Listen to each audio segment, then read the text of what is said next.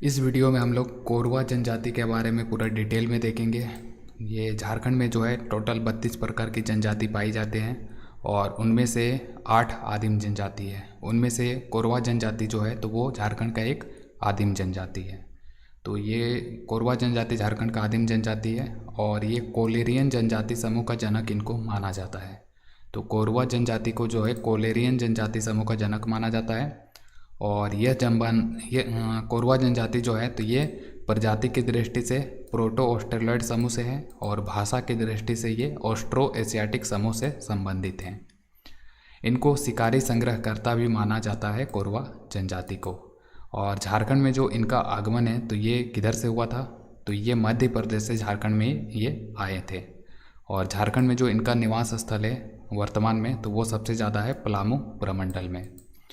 कोरवा जनजाति ये दो इसमें उप जाति पाया जाता है, एक है पहाड़ी कोरवा और दूसरा है डीहा कोरवा। ठीक है, तो ये कोरवा जनजाति भी जो है दो उपजाति में विभाजित है। कौन कौन सा? पहाड़ी कोरवा जो कि पहाड़ी क्षेत्र में रहते हैं और दूसरा जो है तो वो है डीहा या डिहारिया कोरवा जो कि नीचे गांव में रहते हैं। एक पहाड़ी में रहते हैं ऊपर में और पहाड़ी के नीचे जो ज़मीन है तो वहाँ पे जो रहने वाले लोग हैं तो उनको डीहा या डिहारिया कोरवा के नाम से जाना जाता है। कोरवा जनजाति में जो गोत्र की संख्या है तो ये 6 है। कौन कौन सा है? तो एक है हुट रटिये, खरपो, सुइया, कासी, कोकट और बुचूम। ठीक है, तो गोत्र की संख्या याद रखना है और इसमें गोत्र की संख्या है यानी कि इसमें गोत्र व्यवस्था पाया जाता है कोरवा जनजाति में। और अभी अगर हम बात करें, एक है झारखंड में सोरिया जनजाति, सोरिया पहाड़िया जनजाति, तो उसमें गोत्र व्यवस्था नहीं पाया जाता है सोरिया पहाड़िया जनजाति में। ठीक है, लेकिन ये कोरवा जनजाति है तो इसमें गोत्र व्यवस्था पाया जाता है। और कितने गोत्र इसमें हैं? 6 गोत्र। यहाँ पे नाम सबका लिखा हुआ है।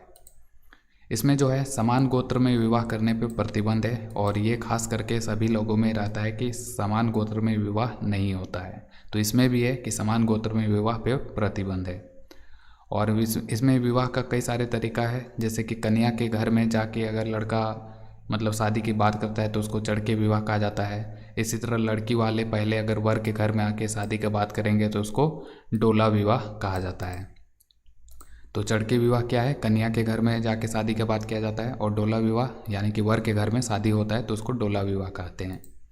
इसमें प्रमुख त्यौहार की अगर हम बात करें तो ये इस जनजाति में प्रमुख त्यौहार जो है कर्मा है और ये सर्प पूजा को बहुत ज़्यादा महत्व देते हैं, यानी कि सर्प यानी कि सांपों का ये पूजा करते हैं।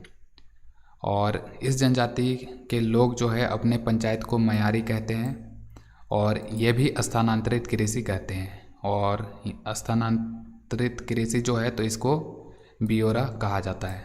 ठीक है, तो बियोरा क्या है? स्थानांतरित कृषि। इसी तरह जो सोरिया पहाड़िया जनजाति था तो उसमें जो स्थानांतरित कृषि है तो उसको कुरुवा कहा जाता था, लेकिन इसमें बियोरा कहा जा रहा है। ठीक है, तो बियोरा क्या है? तो ये एक स्थानांतरणशील कृषि का ही रूप है। स्थानांतरित कृषि जो कि झूम खेती जिसको कहा जाता है, तो झूम खेती का ही मतलब कि कोरवा जनजाति के लोग बियोरा कहते हैं। और इनमें कौन कौन से देवता हैं? इनका जो प्रमुख देवता है तो वो है सिंगबोंगा और ग्राम रक्षक जो देवता है उसको गमेल कहा जाता है और जो पशु रक्षक देवता है उसको रक्सेल कहा जाता है। और इनमें गांव का जो पुजारी होता है तो उसको बैगा कहा जाता है। तो यहाँ पे दोनों याद रखना है। झूम खेती जो है तो उसी का नाम है बियोड़ा जो कि कोरवा जनजाति के द्वारा कहा जाता है और झूम खेती को झारखंड में कुरुवा के नाम से भी जाना जाता है जो कि सोरिया पहाड़िया जनजाति में पाया जाता है।